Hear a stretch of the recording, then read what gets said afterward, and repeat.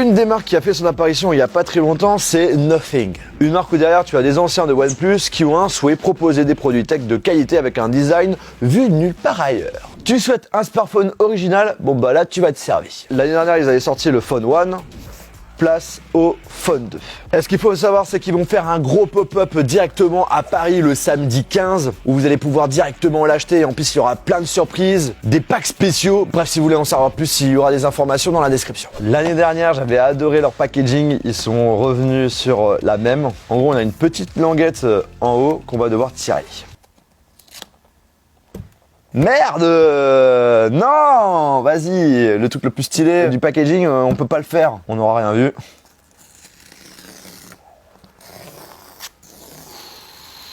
Waouh! Du premier coup! Hop!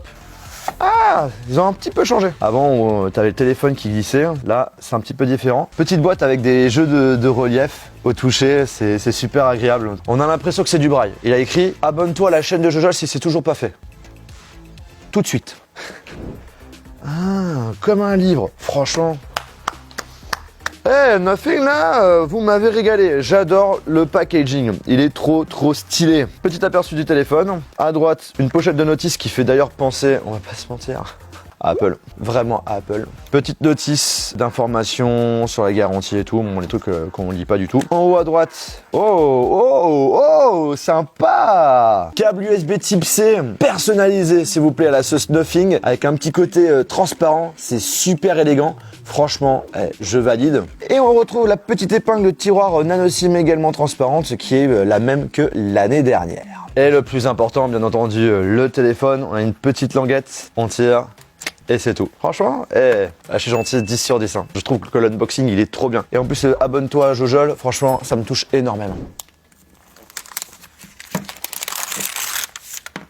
Le voici, le voilà. Et ce qu'il faut savoir, c'est qu'on a deux couleurs, à la fois du noir et du blanc. Au niveau du design, à première vue, c'est assez ressemblant. Mais au final, en ayant l'ancien et le nouveau à côté, on remarque déjà qu'il est un petit peu plus grand. Le dos transparent n'est plus plat, mais bombé. La couleur noire est beaucoup plus claire aussi, ce qui permet de voir un petit peu plus facilement le dos de l'appareil. Je dirais que le blanc est aussi un petit peu plus clair, mais c'est beaucoup plus léger. La qualité est un petit peu plus premium, les manières texturées sont un peu plus détaillées, c'est plus harmonieux. Dans l'ensemble, je le trouve très beau, mais par contre, je trouve ça quand même dommage d'avoir décidé de bomber le dos. J'aurais préféré que ça reste plat. L'effet transparent est très bien réussi, même si comme la dernière fois, j'aurais aimé qu'on puisse voir les circuits imprimés avec les différents composants. Je sais que c'est quelque chose qui est quand même assez compliqué à rendre ça élégant, mais qui sait, peut-être qu'on aura des bonnes surprises sur les prochaines versions. Je compte sur vous, Nothing, et surtout toi, Akis. Une grosse spécificité sur leur smartphone, ce sont les glyphes. Ce sont les petits éléments lumineux qui se situent tout simplement au dos et qui peuvent s'allumer. Contrairement à avant, il n'y a pas spécialement de plus, juste que certains sont coupés en plusieurs parties, notamment au niveau de la partie appareil photo et également autour de la recharge sans fil. De base, l'objectif c'est de pouvoir assigner un son et un jeu de lumière à un contact qui essaye de vous contacter.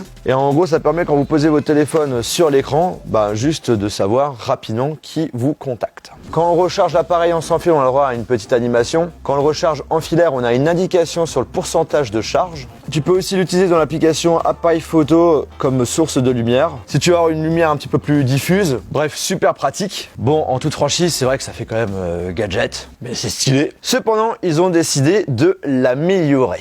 Déjà, on a une nouvelle interface dans les réglages glyphes. Tu peux composer ta propre animation que tu pourras utiliser pour l'assigner à un contact ou une application quand tu reçois notamment une notification. Par contre, pour la notification, tu peux pas personnaliser par application. Pour les contacts, si. Ensuite, on peut utiliser une des lumières pour suivre l'évolution d'un minuteur ou encore l'arrivée d'un chauffeur. Alors actuellement, ça marche que avec l'application Uber, mais on peut imaginer la compatibilité plus tard d'Uber Eats, Deliveroo, toutes les apps qui utilisent un suivi de timer comme notification. Bref, pas bête, j'aime bien l'idée. Par contre, pour le minuteur, ça marche uniquement quand on est dans les réglages glyphes. J'aimerais bien l'avoir directement quand tu utilises l'application horloge, quoi. Ce serait beaucoup plus simple. Comme je vous ai dit, dit, le smartphone est un petit peu plus grand par rapport à l'ancienne version, du coup on a le droit à un écran plus grand. On voit également qu'on a des bords beaucoup plus fins et la caméra frontale cette fois-ci se situe bien centrée en haut. En soi, on a un écran qui est vraiment de qualité, on a une fréquence adaptative de 1 à 120 Hz qui vous permet d'avoir un always on display qui consommera pas beaucoup de batterie. Vous avez de quoi pouvoir profiter des vidéos de Jojol, votre meilleure série sur Netflix ou encore pour jouer aux jeux vidéo, il n'y a aucun problème. Ils ont vraiment mis un très bon écran. On a le droit à un capteur d'empreinte digitale sous l'écran qui est extrêmement rapide, mais j'aurais bien aimé que le lecteur soit un petit peu plus grand.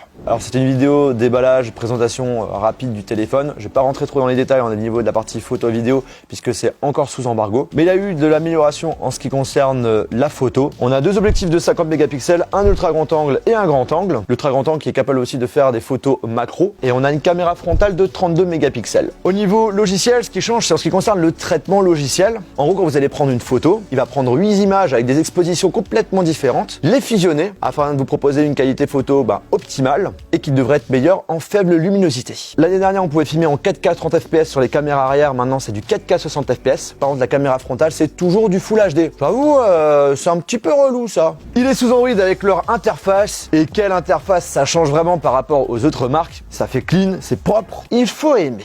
Le style est bien différent, ça fait futuriste sans trop l'être. Sur la première version, on avait déjà un aperçu dès le démarrage, raccourci des réglages, mais sinon il n'y avait pas vraiment grand chose en termes de changement esthétique. Là, ils ont fait un gros travail en proposant plein de widgets avec leur style. On peut changer toutes les couleurs des icônes en noir et même dans une couleur qui colle avec votre fond d'écran. Le fait de changer les icônes avec une seule couleur principale, l'objectif est d'éviter d'être trop distrait par rapport à toutes les couleurs qu'on a sur nos applications. Petite personnalisation super sympa quand on fait des dossiers. Vous allez voir, hop là, c'est glissé dedans. J'appuie dessus, j'appuie sur personnaliser et là, j'ai la possibilité de lui mettre une petite icône. Vous avez pas mal de choix. On peut même utiliser des émoticônes. Et là, on a l'impression que c'est une application alors qu'en réalité, non. Boum, c'est un dossier. C'est vrai que ça permet d'avoir quelque chose un petit peu plus élégant. On peut même, si on le souhaite, tout simplement l'élargir pour que ça prenne un petit peu plus de place. Côté esthétique, je trouve que c'est un joli plus. Comme la dernière fois, on a de la recharge sans fil et inversée. On a de la recharge beaucoup plus rapide qu'avant. Avant, c'était du 33 watts. Là, ça passe à 45 watts. Au niveau du processeur, c'est un Snapdragon 8 Plus Gen 1. Du coup, en effet, c'est pas le plus puissant du moment. Mais vous avez clairement de quoi faire. On peut lancer des gros apps, des gros jeux sans souci, même avec les graphismes à fond. On a un son stéréo. Il est certifié IP54. Il y a 3 modèles différents, un à 679 €, 8 Go de RAM et 128 Go en mémoire interne, 729 €, 12 Go de RAM et 256 Go, et pour le tout dernier 12 Go de RAM et 512 Go, il faut compter 849 €. Donc en effet, on est sur un prix tout de même beaucoup plus cher que l'année dernière. J'avoue que le petit 128 Go, ça reste quand même un petit peu limite. Je dirais que maintenant, on devrait commencer facilement à 256 Go.